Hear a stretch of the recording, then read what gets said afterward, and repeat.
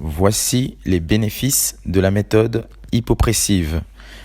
Donc, elle va tonifier la sangle abdominale, renforcer le dos, tonifier le périnée et prévenir l'incontinence, corriger la posture, affiner la taille, améliorer l'activité sexuelle, favoriser une meilleure vascularisation, améliorer le transit intestinal, augmente la condition physique et les performances sportives parce qu'elle améliore la capacité respiratoire et la récupération.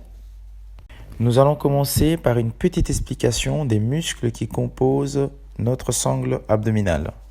Tout d'abord, nous avons le transverse. Et le transverse va agir comme une gaine. Et son action, ça sera de remonter et rentrer les viscères vers l'intérieur et vers le haut. Ensuite, nous avons les obliques. Donc les obliques vont agir comme une guêpière. Et son action, ça sera de galber la taille pour nous obliger à nous grandir. Et par-dessus tout, nous avons le grand droit. Le grand droit, c'est un peu comme les bretelles. C'est un muscle superficiel et esthétique qui aura tendance, en se contractant, à rapprocher les côtes des hanches, ce qui peut causer pas mal de dégâts.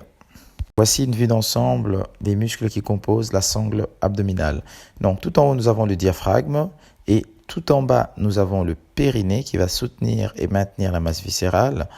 Ensuite, nous avons le transverse qui va vraiment englober toute la ceinture. C'est un muscle, quand il se contracte sur lui-même. Ensuite, à l'arrière, nous avons les muscles spinaux qui vont longer la colonne vertébrale. Et cette image est super intéressante parce que on voit bien qu'il est question d'une boîte. Donc, quand on parle d'une boîte, on parle aussi de pression.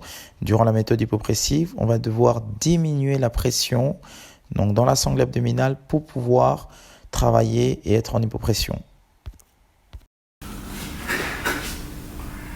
Salut à tous, donc bienvenue dans le programme Abdos Hypopression.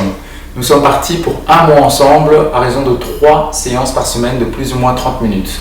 Pour ceux qui font le travail de circuit training et de renforcement, il est préférable de faire l'hypopression après avoir effectué ce travail intensif.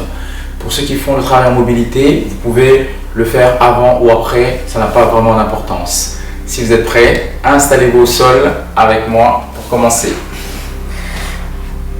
Hop là. Donc, le premier exercice que nous allons faire, ça va être d'apprendre à dissocier la respiration abdominale de la respiration thoracique. Ça va? Donc la première chose que vous allez faire, c'est prendre vos mains, les mettre sur les côtes comme ceci, et vous allez inspirer par le nez, expirer par la bouche, et relâcher. Ce que je veux voir, c'est sur l'inspiration, vous devez créer une expansion de la cage thoracique. Donc vous gonflez la cage thoracique, inspirez, expirez et vous relâchez. On va faire ça 4 à 5 fois. Inspirez, expirez, encore 2 fois. Inspire, expire, dernière, inspirez. On va compter les temps d'inspiration sur 4 temps, le temps d'expiration sur 4 temps pour l'instant. Inspire, 4, 3, 2 et 1. Expirez, 4, 3, 2 et 1. Ça c'est le premier exercice. Donc apprendre à juste travailler au niveau de la cage thoracique pour la respiration. On va descendre un cran plus bas et cette fois-ci la respiration sera au niveau de l'abdomen. Vous allez inspirer, gonfler le ventre. Expirez, videz. Inspirez, gonflez.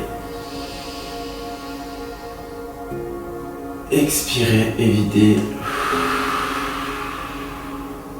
On inspire toujours par le nez. Inspirez, 4, 3, 2 et 1. On expire par la bouche, 4, 3, 2 et 1. Encore une dernière fois, inspirez.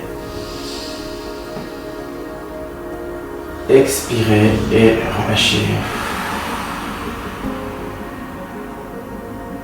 Donc, durant le travail hypopressif, vous allez devoir travailler principalement avec le ventre, mais pas avec la cage thoracique. Et c'est pour cela qu'on a fait ce travail de dissociation, pour que vous puissiez faire la différence entre la cage thoracique et la respiration abdominale.